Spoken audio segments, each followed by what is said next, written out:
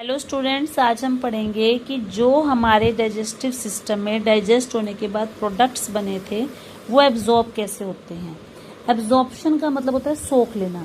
Absorption एक ऐसा process है जिसके द्वारा डाइजेशन के जो एंड प्रोडक्ट्स हैं वो हमारी इंटेस्टिनल मकोसा से होते हैं, हमारे ब्लड या लिम्फ में चले जाते हैं और वहाँ से वो हमारी बॉडी के हर एक ऑर्गन, सेल या टिश्यू तक डिलीवर होते हैं। यहाँ पर 3 तरह से ट्रांसपोर्ट हो सकता है, पैसिव, एक्टिव और फैसिलिटेटिव। अब इन तीनों में क्या फ़र्क होता है।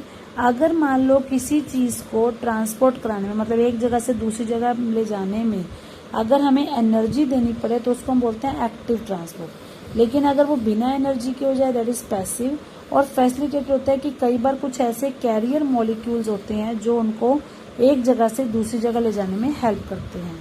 तो जो ये छोटे छोटे मोनोसेक्राइड्स थे या ग्लूकोज, अमीनो एसिड्स या क्लोराइड आयंस, मतलब इस तरीके के जो छोटे छोटे कंपोनेंट्स बने थे, कई बार तो ये सिंपल डिफ्यूजन यानी कि परासरण के द्वारा जहाँ इनकी कंसंट्रेशन हाई है वहाँ से स्लिप होकर प्लाज्मा मेम्ब्रेन के थ्रू जहाँ इनकी कंसंट्रेशन कम है वहाँ इजिली चले जाते हैं।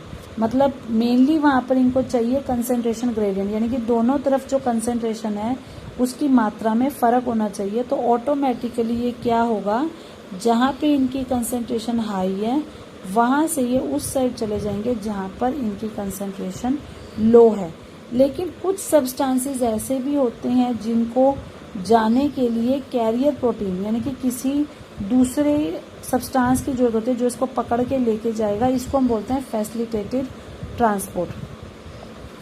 इसके अलावा कई बार ऐसा भी होता है कुछ चीज़ों को हमें उल्टी दिशा में ले जाना है कि जनरली तो हम ज़्यादा से कम की तरफ लेके जाते हैं, लेकिन अगर हमें लो टू हाई लेके जाना है यानी कि कंसंट्रेशन ग्रेडियंट के खिलाफ अगेंस्ट लेके जाना है तो वहाँ पर हमें एनर्जी की जरूरत पड़ती है। तो that is known as active transport.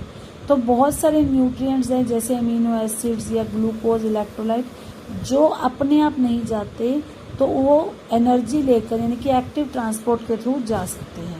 इसके अलावा जो फैटी एसिड्स और ग्लिसरॉल है यानी कि जो फैट यानी कि वसा वाली चीज़ों के डाइजेस्ट होने के बाद बनती हैं वो इनसोल्यूबल होती है, पानी में नहीं घुलते, तो इसलिए वो आसानी से हमारे ब्लड में नहीं आते। तो उनको पहले मीजल्स में बदलना पड़ता है और मीजल्स जो है उस बनने के बाद फिर उसके बाद वो एक प्रोटीन कोटेड फैट ग्लोब्यूल जिसको हम काइलोमाइक्रोन कहते हैं उनके साथ जुड़ेंगे और तभी वो हमारी स्मॉल इंटेस्टाइन की विलाई के थ्रू जा पाएंगे और वहाँ से ब्लड में जाएंगे। तो सब्सटेंसेस का जो एब्जॉर्प्शन है ये एलिमेंट्री कैनाल के अलग अलग हिस्सों में होता है जैसे mouth, stomach, small intestine, large intestine. लेकिन सबसे ज़्यादा जो एब्जॉर्प्शन है वो होता है स्मॉल इंटेस्टाइन। मतलब वैसे तो हर पार्ट में कुछ ना कुछ एब्जॉर्प्शन होता रहेगा, बट अगर आपसे ये पूछा जाता है कि कौन सा पार्ट है जहाँ सबसे ज़्यादा एब्जॉर्प्शन होता है तो दैट इज स्मॉल इंटेस्टाइन। यहाँ पर आपको एक टेबल दिखाया हुआ है। इस टेबल में ये बता रखा है कि अलग अलग जो डाइजेस्टिव सिस्टम के पार्ट्स हैं उनमें क्या क्या चीज़ें एब्जॉर्ब होती हैं। अगर हम बात करते हैं माउथ की तो आपने देखा होगा कि ज़्यादातर जो दवाइयाँ वो हम मुँह में ही रखते हैं। तो बहुत सारे ड्रग्स हैं जो हमारे माउथ की मकोसा लेयर के साथ कांटेक्ट में आने के बाद या टंग के साथ कांटेक्ट में आने के बाद ब्लड कैपिलरीज के थ्रू होते हुए अलग अलग जगह पे पहुंच जाते हैं। इसके अलावा जो आपने पानी पिया, शुगर, अल्कोहल ली, उनका एब्जॉर्प्शन होता है पेट में। और इसके अलावा जितने भी हमने न्यूट्रिएंट्स खाए, glucose, fructose, fatty acid, glycerol, जो भी चीज़ें हमारे फूड को डाइजेस्ट होने के बाद बनी उसको एब्जॉर्ब करता है स्मॉल इंटेस्टाइन। और बाकी का जो बचा हुआ पानी या मिनरल है उनका एब्जॉर्प्शन होता है लार्ज इंटेस्टाइन में। तो जितने भी सब्सटेंसेस एब्जॉर्ब हुए वो फाइनली टिश्यूज़ पे चले जाएंगे, फिर वो टिश्यूज़ उनको एनर्जी के लिए, काम के लिए यूज़ करेंगे। That process is known as assimilation. और जो डाइजेस्टिव वेस्ट है जो किसी काम का नहीं है वो फीसिस की फॉर्म में रेक्टम के अंदर स्टोर हो जाएगा और जब तक उसको ब्रेन से सिग्नल नहीं मिलता कि उसको रिमूव करना है तब तक वो टेम्परेरी उसके अंदर ही स्टोर रहेगा।